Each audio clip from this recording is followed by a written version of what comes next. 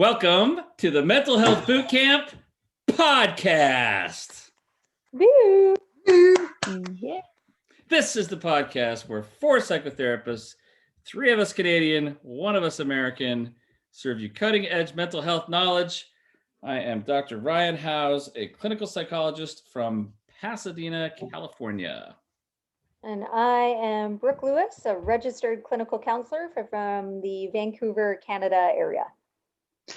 And I'm Joanna Boyd, also a registered clinical counselor from the Greater Vancouver area. And I'm Chris Boyd, psychotherapist from the Greater Vancouver area and Joanna's brother. Hooray! Hooray! Welcome, everybody. Welcome to March. Welcome Yes. to March 2021. How did that happen? About a year since the lockdown happened. About 6 months into this podcast. My goodness. What do you know? 7 months into this podcast. Time flies. Yes, Sure it does. It sure does. Checking in with you all. Is everyone doing okay? Are we staying safe? Is spirits still up? Yes. Okay, one word answers are all we need here. We'll just power through. Definitely gives you something to work with there. Yeah, no, I think things are going well. Up here where we are, spring is around the corner. So that means we're getting all the early warning signs of spring, and that's always really delightful. So there's like the crocuses and the daffodils. I actually saw some daffodil, they're bloomed, just a few of them, which means tulips are around the corner and cherry blossoms, and things are still cold, but there's signs of spring. Little hummingbirds, seeing them around, more birds are chirping in general. It's all good signs. Very nice. Glad to hear it. Yeah, what about down there? Down here, yes, we're the signs of spring are happening here as well. We have some wildfire warnings and people kind of preparing for drought season. And no, it's actually, this is a beautiful time of year down here. It's it's like always sunny and 70 degrees, which is what for you guys? 20 something? Maybe 20. Like it's just a really nice temperature outside. Pretty close, I think. Like the temperature you'd keep your house. Get out the Google box. Okay. Mm-hmm. Have you guys seen those memes? Like March 1st, 2020, March 1st, Yes. 2021. There's been some pretty good ones. Yeah. I haven't seen exactly what they look like. What are they're just showing people? Yeah, it'd be like, can you think of one, Joe? There'd be like from the Titanic, it'd be like Kate Winslet, March 2020, and then March 2021 is like her as the old lady at the end. Yeah. All she's age, throw wines, in the gem. So just, yeah. Yeah, she's like, it's Pretty been good. 84 years. Yeah, the first one's like her dancing in the basement of the ship. Yeah.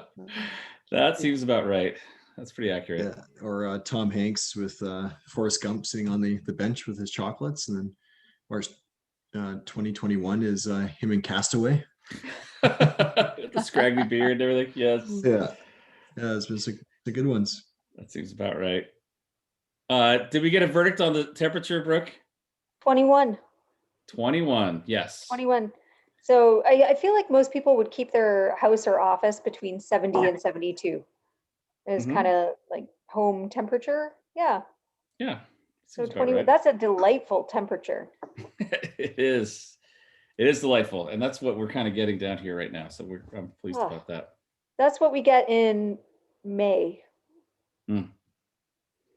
Yeah. Yes. And you have rain up until then, right? Yep. There's some rain that happens. Sure. Very lush. Of course. It's great. But we get the defined seasons though, right? Which we appreciate for sure. Yeah. Oh yeah. Oh, I love having 4 seasons. I miss that about the climate. Through the seasons of rain, but it's okay. Yep. I feel like sometimes they mix in a little bit, or we get snow in May or something like that. But overall, we still have our 4. Snow in May? We've definitely had snow in May. Like with Really? me, like one day. Oh yeah, On I Grouse don't Mountain? think so. I think so. Here? 100%. Yeah, it'd just be like a May? one-off. Yeah, The Pika Whistler? maybe. I don't know. I remember that. Maybe it was April, but for sure April we've had snow. Or up in the plane when the plane's landing? There? So one of the things that we would normally be doing in a normal year, we might be here at the beginning of March, kind of getting ready to go to the Psychotherapy Networker Symposium in Yeah, Washington, we D.C., would. which is usually the 3rd week in March. And there, for the 2nd year, that is canceled in person, but they're having it virtually.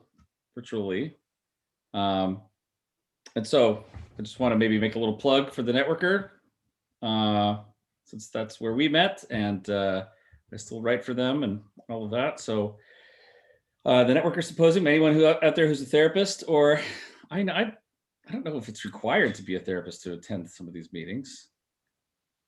I don't might- I think think so. it was at one time, but I'm not Was sure it if one it is now. All right. Well, if you're a I think it therapist or you is. know one. Yeah. And one of us is doing a bunch of moderating, right?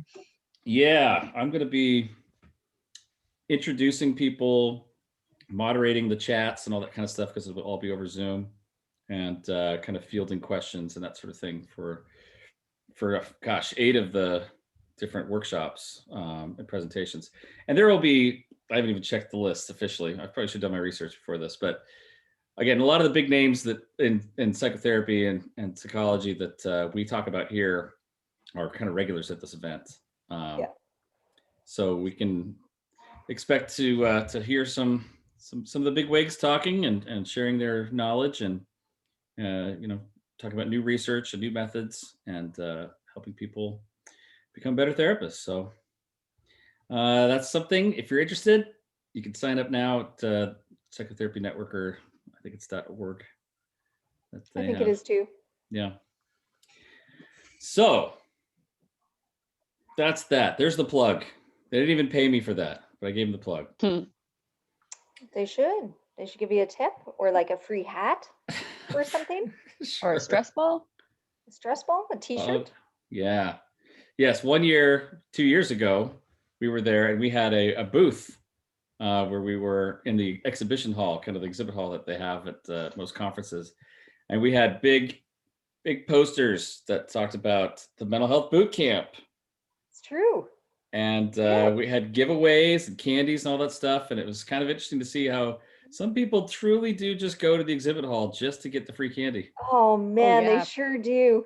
And if you have chocolate, if you're giving away chocolate, then you are very popular.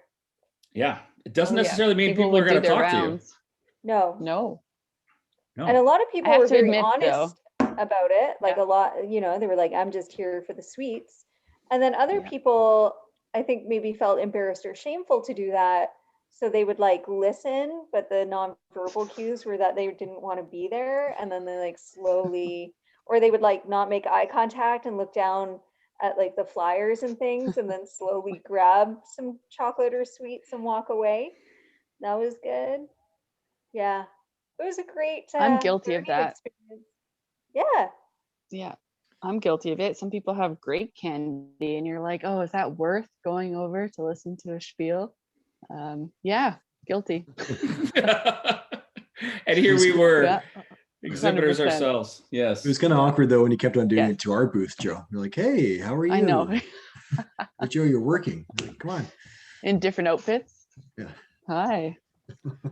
Wow. Man. Just think about that. The bowl of grab on your own candy. That is going to be away for a while, won't it? I Oh, think yeah. so. Yes. Yeah. It'll be like with gloves and tongs. Like, here is your candy.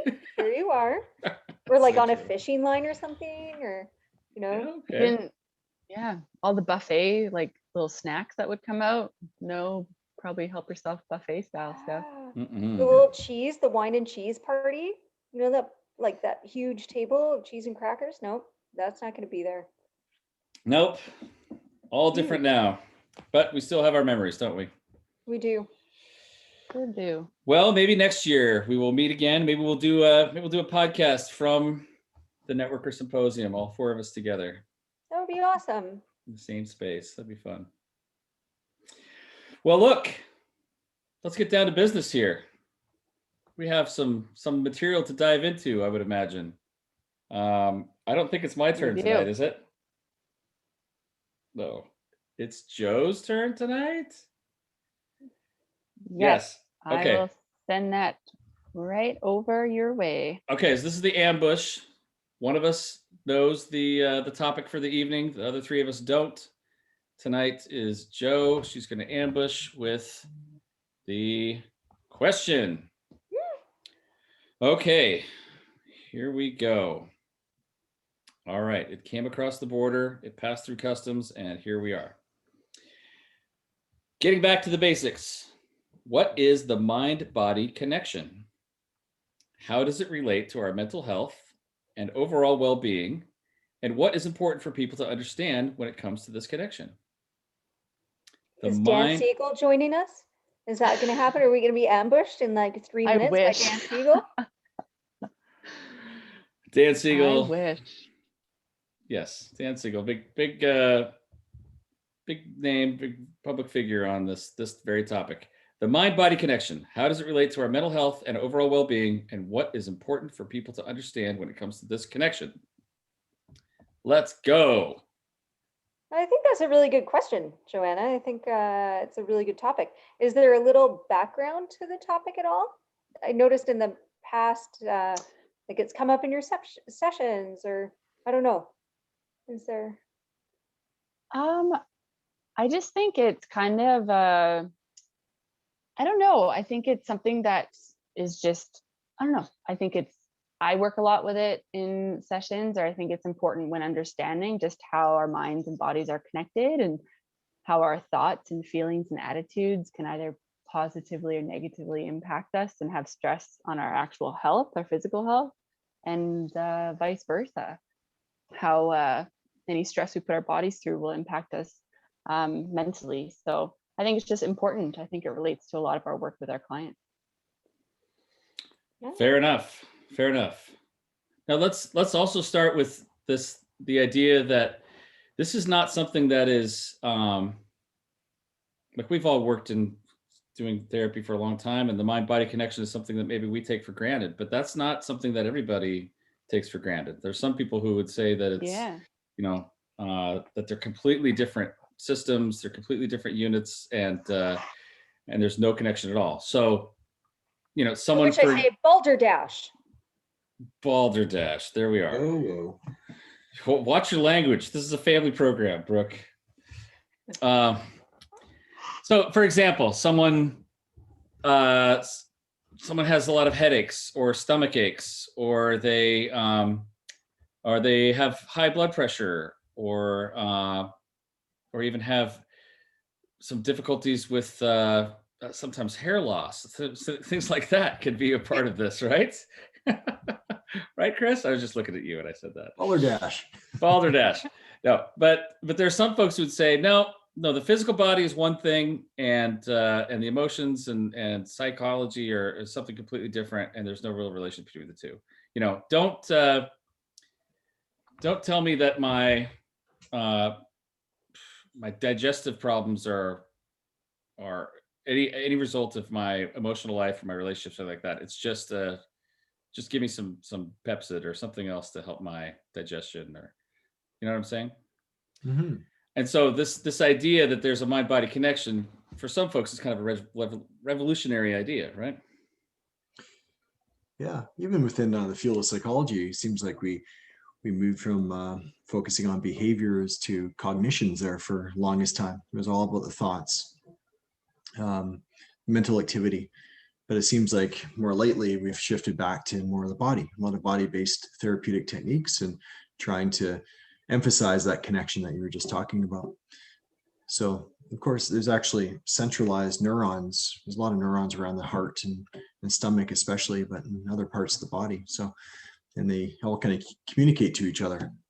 I think it's called through lamina 2, I think it is, a mechanism where information goes up and down. Yeah, so a huge connection there for sure. No, I totally agree. So I have a little spiel about it. I'm going to go on a spiel, everyone. Let's hear it. Spiel away. I'm gonna go get a pop. Get a soda pop? All right, enjoy your time. So yeah, I mean, essentially, obviously our head is connected to our body, and so it's going to go, it's a two-way street as well. So when we're observing something, when we're out in the world, or even right now, you're sitting wherever you are, everything in your environment, you're listening, you're hearing, you're sensing, there's contact of you against furniture, all of these things, and they're coming into your brain. And then from your body, all of your nerve endings are sending information up into your brain as well. And then your brain is making sense of that information along with your emotions and your memory system. And when that happens, it makes a little decision of what's going on. There might be an emotion that happens, and then it's going to send signals back down into your body, which are then going to activate you for your behavior, or your emotions are going to be felt in your viscera, in your physical system. So it's very much a two-way street, right? Like I don't think that we can really differentiate one from the other, because it's going to strongly impact us. Yeah. And same with absolutely your physical sensations, if you're having digestive issues or whatnot. But there's also, let's say in a traumatic sense, if you're in a place where you're feeling like if there's physical abuse, as a physical sensation, but it's going to be tied to a sensation of fear, loss of control, powerlessness, anger, these things. And so then your body's going to hold that memory. It will recall later on, when you're feeling fear, powerlessness, or loss of control, you might actually feel similar sensations to where the physical abuse was happening. So it's really amazing how that works. Yeah. So it's a definite two-way street between our nerve endings and our brain, and our perception gets thrown in there too. A little callback to last week's episode on self-destructive behavior there, Brooke, when you were talking about how for some people the like maybe with eating disorders, something like that, it may be sort of a repetition of some sort of an abusive something that happened with them physically that maybe they're kind of recalling or repeating in some way, right? Mm-hmm. Yeah, kind of reminds you of Besser van der Kolk. He's like one of the big trauma experts. I think he's actually talking at the symposium this year, and he has a great book called The Body Keeps the Score. Fantastic book. Fantastic book, but he's some really good research there. So what's he say? What's so great about that book? Ed Bessel. It's kind of like what Brooke was mentioning there, that when it comes to challenges or traumatic experiences, a lot of it gets locked up in the viscera or the body. So in the form of sensations and feelings and whatnot. Yeah. I just chuckle because I've had the fortune of being able to interview Bessel a couple times, for once for an article and once for a video, like a continuing education video. And he knows his stuff, and he wanted to make sure that I knew my stuff too. Like he wanted to make sure I was prepared for my interview. So hey, that's no problem. He's he knows he's a well-known figure in the field for sure. Absolutely. Yeah. So okay. So when it comes to this this mind-body connection, and I guess you're saying that things that maybe have happened to us in the past, maybe they'll manifest itself in physical ways in the present. And you guys mentioned how, Chris, you mentioned how therapies are kind of moving away from purely cognitive stuff to more somatic stuff. And there's one type of therapy called somatic experiencing, and a few others that are really about kind of how emotions show up in the body and what's important about that and about tapping into that. You guys have any thoughts on how that can be beneficial for someone to even recognize how emotions impact the body like that? What comes to mind for me is, like, for instance, when the body is escalated, sometimes we don't think very clearly, right? So heartbeat speeds up, breathing becomes shallow, the body gets tense, and it impacts our ability to think logically and rationally. We're more likely to be impulsive and reactive and maybe contradict our goals and values. So if you're able to catch those sensations, you're able, there might be a way to help physiologically kind of calm yourself down, just so the energy stays where it needs to stay, and more the neocortex, the top part of the brain there. So even something like that, like I know for a good portion of my life, I was kind of unaware of that. So doing even just check-ins throughout the day, like, am I feeling kind of escalated right now, was hugely beneficial. Sure. No, I think And it's even go ahead, Joe.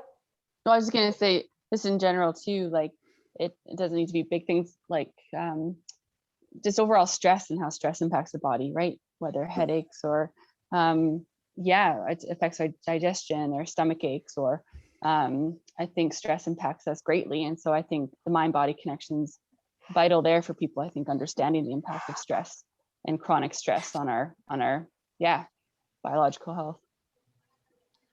When I have someone who really sort of doubts the idea of a mind-body connection, I mean, the simplest example I bring up are like butterflies in the stomach. Like, how do you feel when you're about to give a public speech? There's usually some physiological component to that anxiety that comes up. I'm like, oh gosh, I hope I do well. I hope I don't screw up, whatever it might be.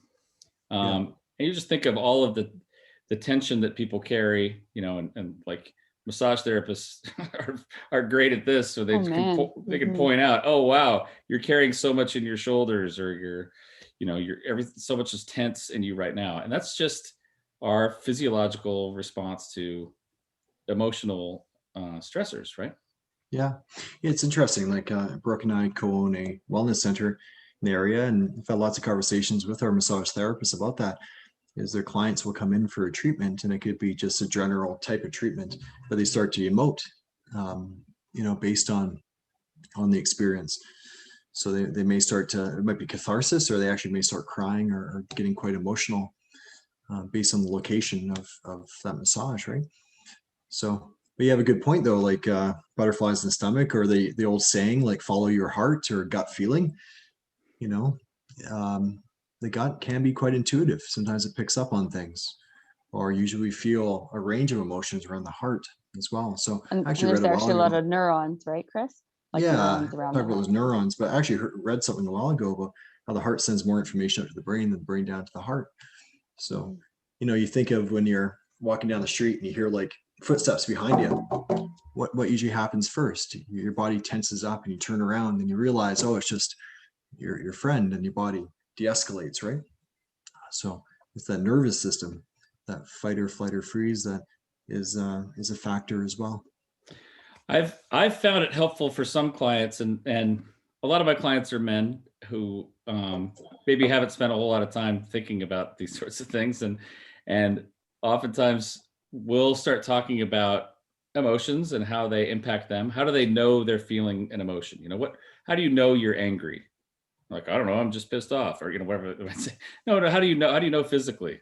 They're like, well, I feel hot, my heart starts to race, my shoulders get tense, whatever. If we start to go through that, we start to see all of the physical parts to that emotion. And then they can also use that in the reverse. Like if they're suddenly finding themselves hot and they're tense and they're like, gosh, what's going on? Oh, this is anger. Oh, I must be angry about something. It's for some people that sort of a deductive process is helpful for them to be able to identify, oh, that's what's going on. I'm nervous, or I'm sad, or I'm angry, So for some people, that alone is is helpful for them, just to be able to identify, okay, this is what's going on with me right now. Yeah, I find too, for some clients, when you're working in that way, like to do the reverse, they become more aware of the physiological sensations and then be able to connect it to an emotion. But it also then empowers them potentially to do some engage into relaxation exercises, knowing that, oh, if I'm hot, why don't I just go literally cool down? Let me go outside. So let me put cold water on my face. Oh, I'm noticing my breathing is escalated. Maybe I should do some breathing exercises right now. So your body can give you clues to the types of things that you could do in that direct moment to help mitigate that emotion. That sounds great. Which is really nice. It's so empowering. If someone is, like you say, someone's feeling hot and they go outside into the cold, or if it's summer in California and it's never cold, maybe they put a cold washcloth on their neck or something like that. Do you think that helps actually reduce the emotion or helps them get control of the emotion? I don't think that the one thing will. Well, the one thing probably it will still reduce it, but if you do a few of the things, then yes, I think it will reduce the intensity. But then the hard work afterwards is making sure you track that and then give some reflection to it. Yep. But if that emotion is jumping up to a place where it's starting to get overwhelming or feeling out of control, so if it's hitting maybe a 7 out of 10, we want to jump in there and see if we can get it down to a 5 so that you can then actually manage the situation or the stress or the trigger of what's happening, right? Sure. Yeah.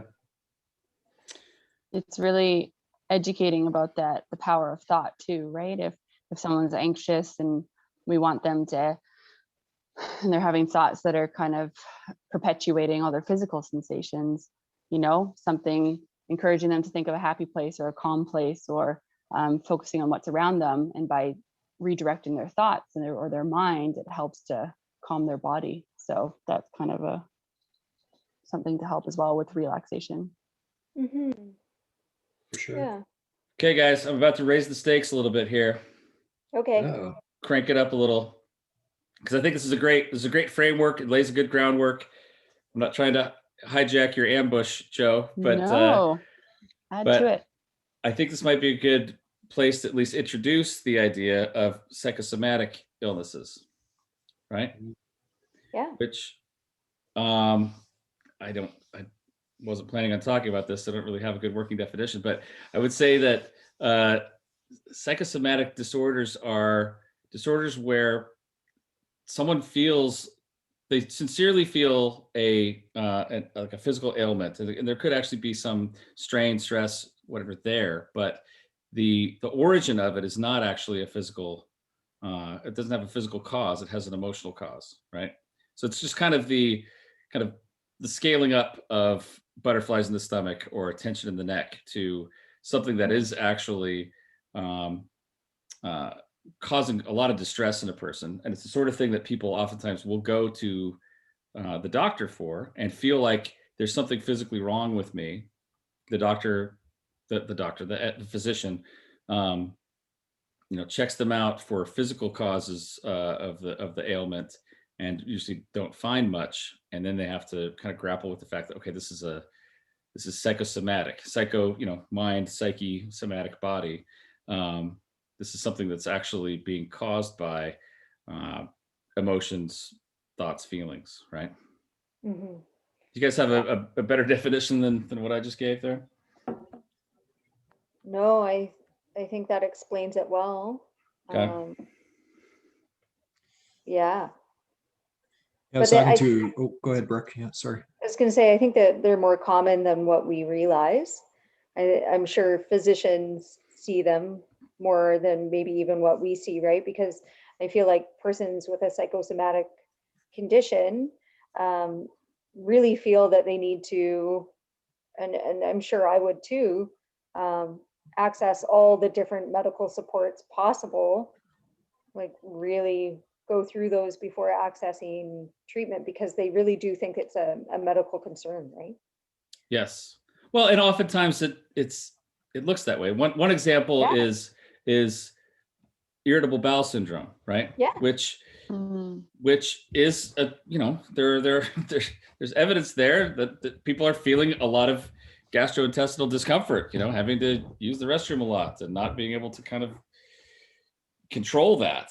And I've heard recently that some folks who work in this field, in this area of the psychosomatics, would say, look, when there's a digestive or a gut problem, make sure that you rule out any sort of the psychological issues first before going straight to the biological causes. Not to say that there aren't those biological causes, because something like celiac disease or other issues with your Crohn's disease, right? Absolutely, those are absolutely going to be physical. But for a lot of folks, the psychological is really at the root. And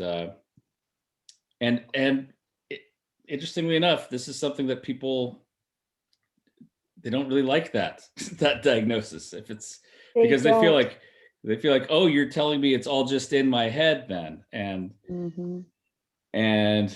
boy, we as psychotherapists have to help kind of destigmatize that and show, no, this doesn't mean that you're just making it up. You're not just, this is, you're not being... the pain is real. The discomfort that these folks are feeling is real.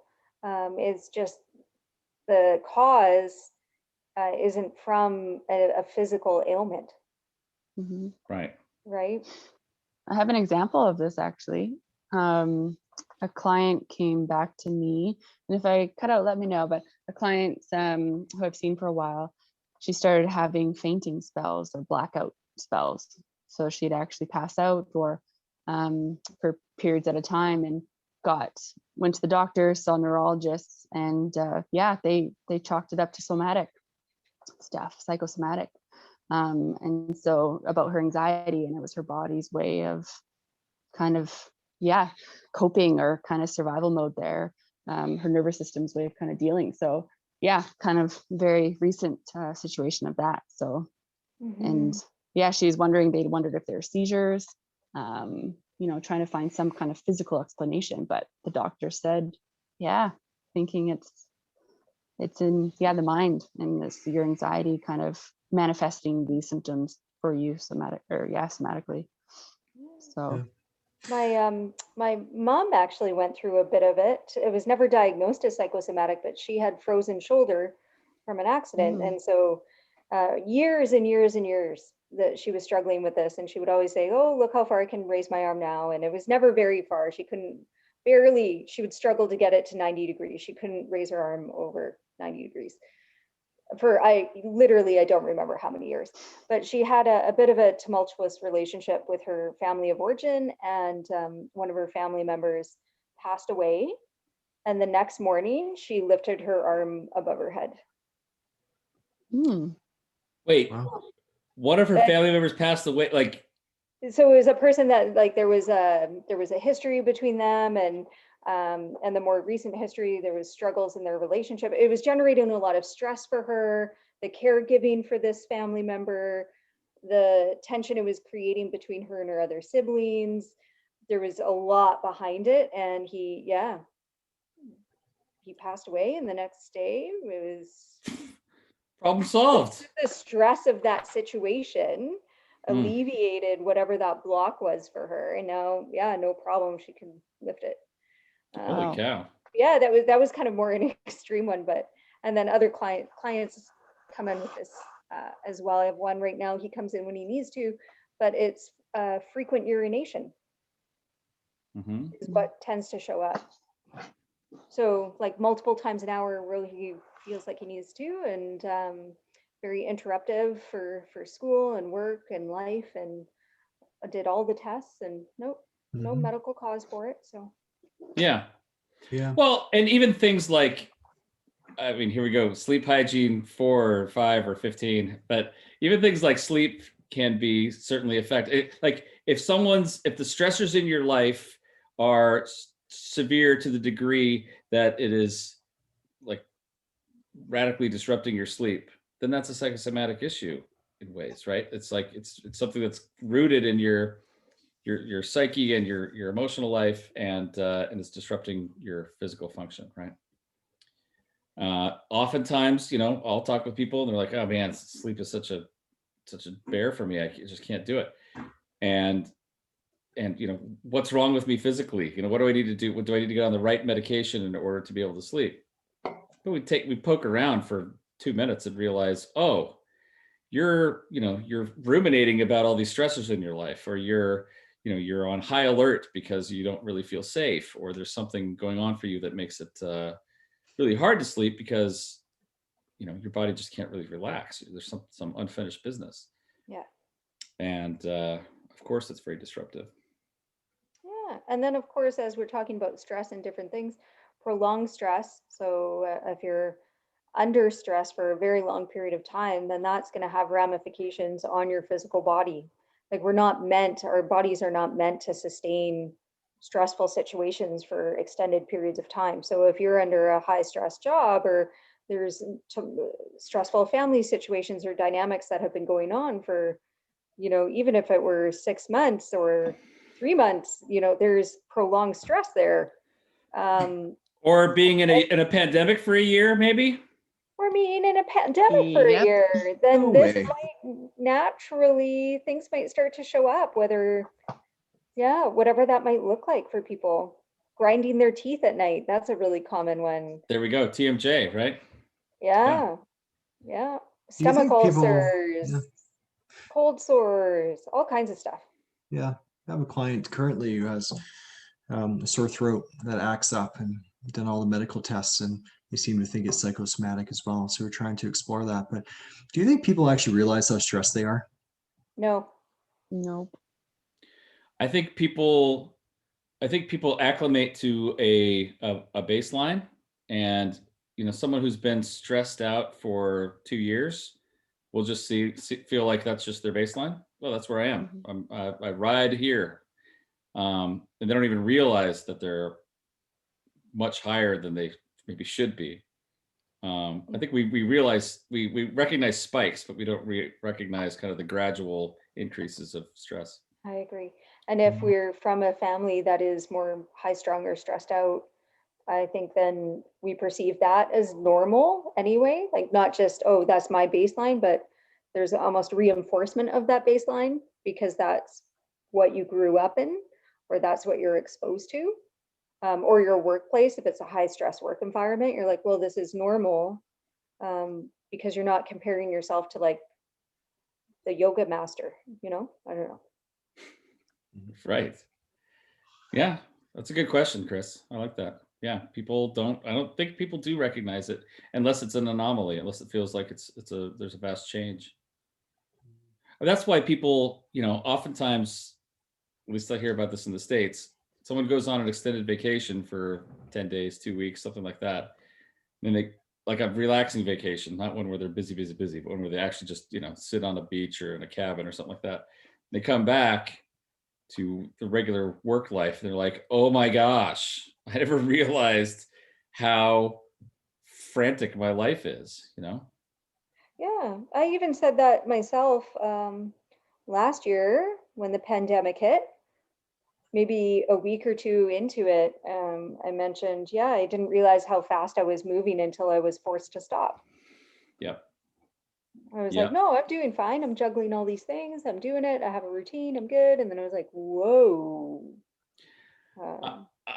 With some of my clients, I'm starting to hear, since things are getting a little bit better, I'm starting to hear the anxieties about kind of reentry, like reentry, not just into restaurants or their office, but like reentry into that old lifestyle, and fears about like, oh gosh, am I going to have to do that?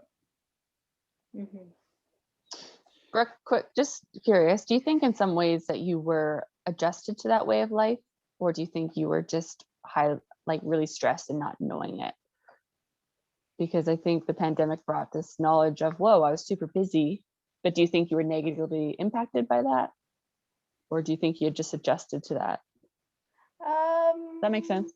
Yeah. I don't know. I think a little bit of both. I don't think that it was one where I think in some ways I was adjusted. Like, I don't think that I was getting stress, like red flags. Right. I've mentioned before in another, like I get cold sores when I'm stressed out, and I wasn't getting cold sores. I was still sleeping well. I was my eating was fine. I was still exercising, like all of those things. But the big difference that changed when I was like, wow, I wasn't like having enough time for enjoyment of the day, Right. if that makes any sense. Yeah, it totally does. Yeah. Yeah, where I was like, oh, I don't know actually how happy I was in the days more than busy in the day.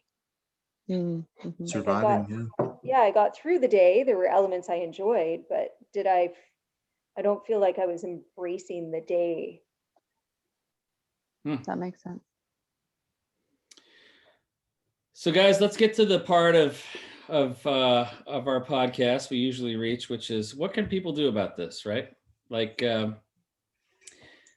if let's say that you're noticing physical symptoms, right? Or you're feeling stressed and you're kind of oblivious to what's going on in your body. I mean, is there some value to kind of increasing awareness of this mind-body connection, and what can people do about that?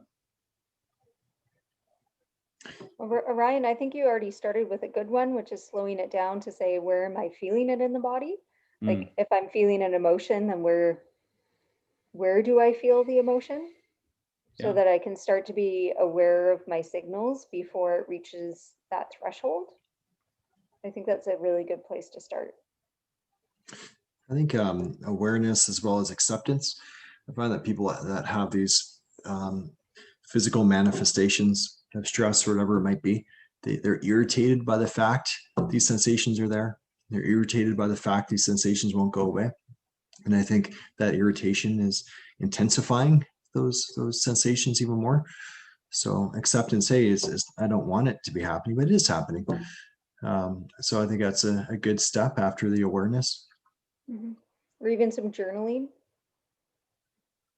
Journaling. So, journaling and reflection throughout the day.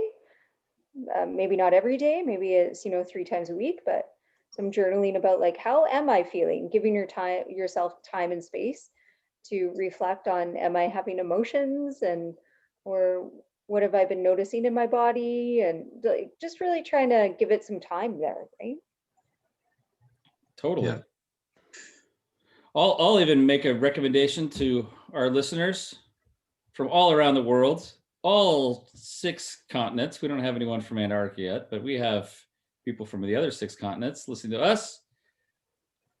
Take a moment and ask yourself these questions. Where do I feel, or when I feel sad, where do I feel it?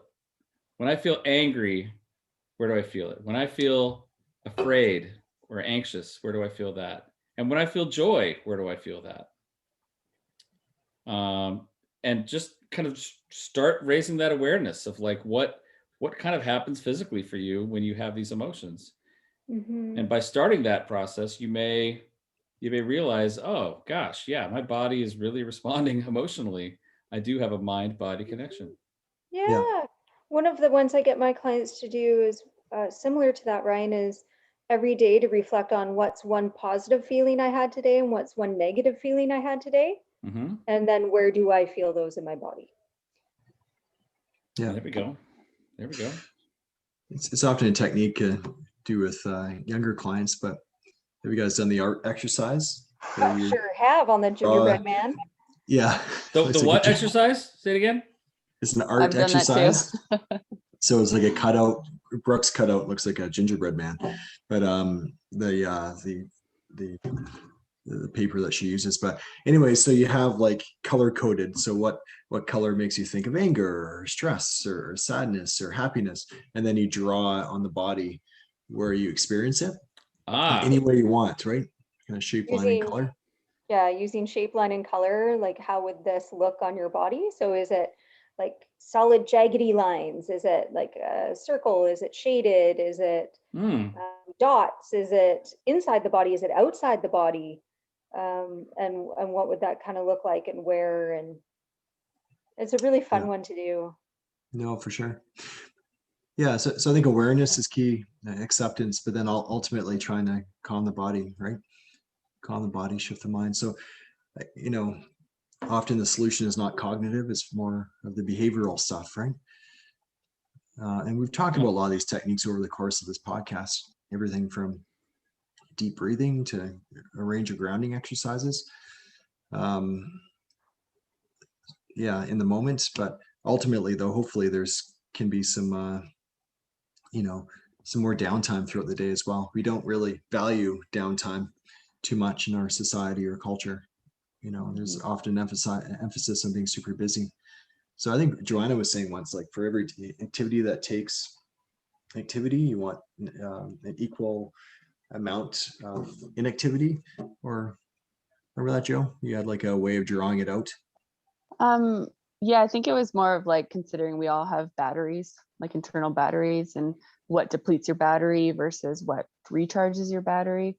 So kind of you can draw that out and make a list of things that is kind of sucking that energy away, and then things that can kind of help you recharge, and kind of seeing where the balance is. And if you're doing more things that are taking away your energy, it's a good visual to try to focus more time on those things that can fill you up. So yeah, just one activity. I love it. Listen to your body, right? I think it's kind of a lot of what we're talking about here. I think a lot of people sort of numb out or try to ignore what their body's trying to tell them. And I think if you listen to your body and try to figure out what is it trying to tell me, what's Doesn't this? Olivia Newton-John have a song about body talks? Oh boy. Let me hear your body talk. Oh, that one. Yep. Sorry, that was. That'd be the one. That's it. Keep on going, Joe. That's all I got. All right, there'll be a link to that in the in the description of the episode. Olivia Newton-John, let me hear your body talk. Right on. Yes, listen to your body, everybody. Well, look, I guess with that we'll wrap up for now. If that's good with you guys, and we'll pick up with some new activities next week. From my body, I bid you farewell. I hope your bodies also do the same. And we'll pick up with you guys next time, okay? So Thanks for listening. Like and subscribe on Apple, Google, Podbean, Audible, Spotify, or YouTube. Send your questions to info@mentalhealthbootcamp.com. Visit us on Facebook or Instagram. Tell a few bodies about this podcast. And Anybody will do. Anybody from any continent will do. And we will bid you farewell for tonight. Good night, everybody. Everybody, Bye. for listening.